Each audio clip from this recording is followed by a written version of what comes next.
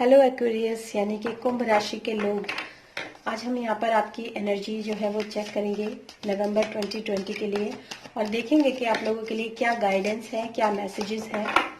और ये एक जनरल रीडिंग है और मैं इस हफ्ते की ट्विन फ्लेम की जो चेकिंग है वो भी कर चुकी हूँ। वो भी आप जाकर मेरे YouTube चैनल पे इसको स्क्रॉल करके देख सकते हैं।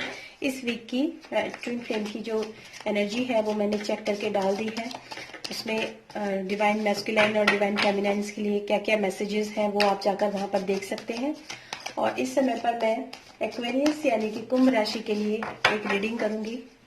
देखते हैं what are the guidance for Aquarius in November 2020। What are the guidance और messages for Aquarius in November 2020।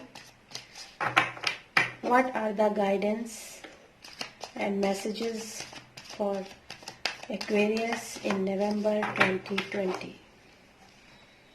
Wow, पहला ही कार्ड जो है बहुत पॉजिटिव कार्ड है और सेकंड कार्ड भी काफी ज्यादा पॉजिटिव है और मेजर आर्काना कार्ड्स है।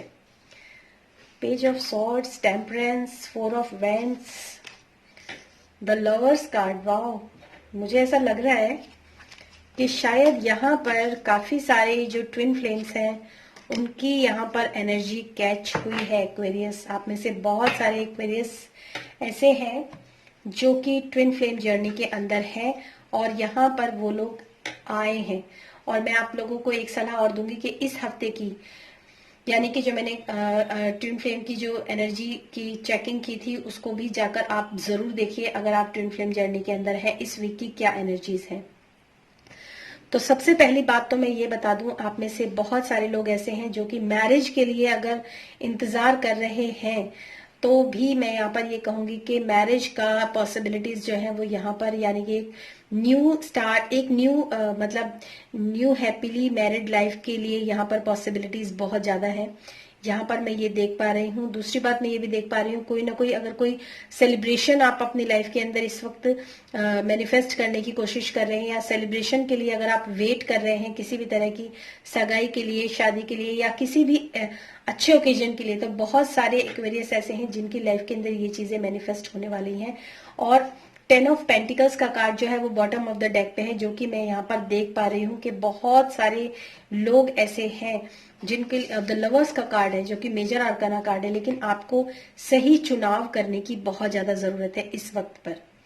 मतलब अगर आप एक सही जीवन साथी चूज करते हैं या फिर आप, अगर मैं वर्क प्लेस की भी बात करती हूँ, तो अगर आप एक सही डिसीजन, एक सही, बहुत सारे लोग ऐसे हैं शायद जो कि मतलब चीजों को बैलेंस करने की कोशिश कर रहे हैं अपनी लाइफ के अंदर, क्या चुनूं क्या नहीं चुनूं, चूजिंग में है। या फिर लाइफ के अंदर, क्योंकि यहाँ पर टावर का कार्ड भी है तो कहीं ना कहीं कहता है कि आपकी लाइफ के अंदर ऐसा भी हो सकता है, बहुत सारे एक्वेरियस ऐसे भी हो सकते हैं जिनकी लाइफ के अंदर इस समय पर काफी चीजें जो है वो खत्म हुई हैं, काफी चीजें जो है डिस्ट्रॉय हुई हैं। अगर मैं रिलेशनशिप की बात करूं तो रिलेशनशिप हो सकता है बहुत सारे लोगों के टूटे भी हों या फिर मन में टूट जाना भी एक तरह से टूटना ही होता है। डिसअपॉइंटमेंट्स में यहाँ पर काफी ज्यादा देख पा रही हूँ। यहाँ पर 5 ऑफ कप्स का कार्ड है जो कि मैं आपको यही कहूंगी कि अगर ऐसे ड्रॉप, अगर ऐसे ड्रास्टिक एक एंडिंग अगर आपकी लाइफ के अंदर किसी भी चीज को लेकर हुई है तो उन जो भी लॉसेस आपकी लाइफ के अंदर हुए हैं उनके तरफ ना देखकर आपको अपने जिंदगी को देखने का नजरिया बदलना चाहिए, क्योंकि होप जो है वो लाइफ में हमेशा रहती है। होप कभी खत्म नहीं होती। होप अगर खत्म होती है तो वो आपके ब्रेन से खत्म होती है, आपके दिमाग से खत्म होती है, ना कि आपकी लाइफ के अंदर। सब दिमाग का खेल होता है। अगर आप मन के हारे हार है और मन के हारे जीत, मन के जीते जीत, तो ये चीज जो मुहावरा है ना उसको हमेशा अपने जीवन के अंदर उतार के रखना चाहिए कि जो होप है वो भी आपके मन के अंदर ही है और जो होप नहीं है वो भी आपके ही अंदर है। सब कुछ बनाना और बिगाड़ना, तोड़ना और जोड़ना, जितना भी सब कुछ होता है ना, ये सारा का सारा आपके दिमाग के अंदर होता है।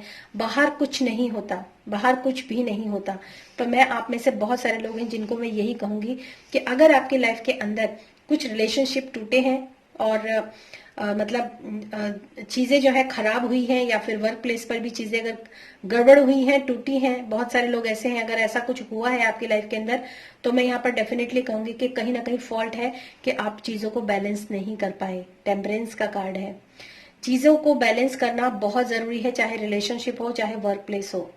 और दूसरी बात मैं ये भी कहूंगी कि अगर आपका ध्यान पूरी तरीके से डिसअपॉइंटमेंट्स पे, लॉसेस पे, ऐसी जगहों पर है, तो मैं आपको बोलूंगी कि आपको अपनी जिंदगी को देखने का नजरिया बदलना चाहिए।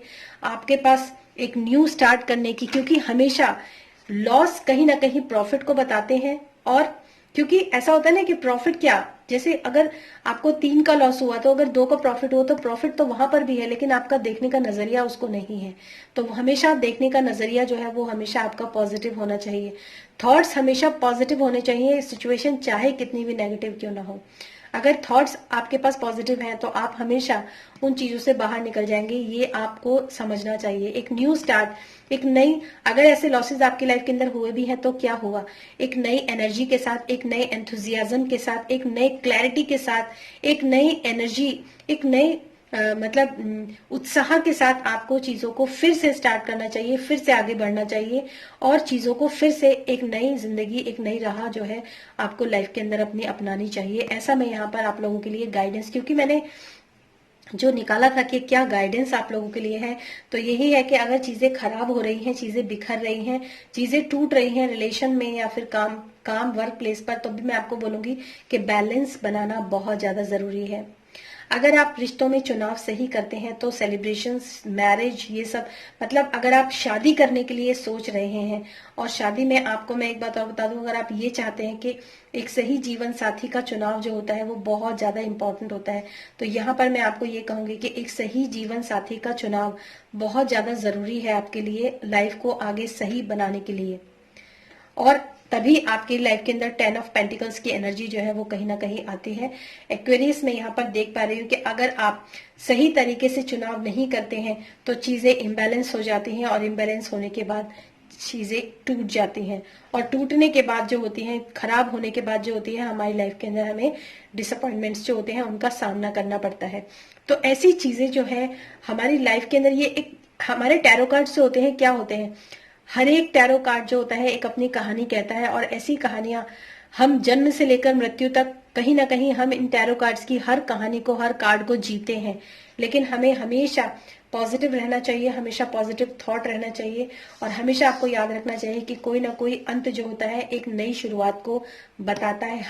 हर इंसान के लिए एक अंत एक नई शुरुआत को दर्शाता है, हर एक अंत एक नई शुरुआत होता है।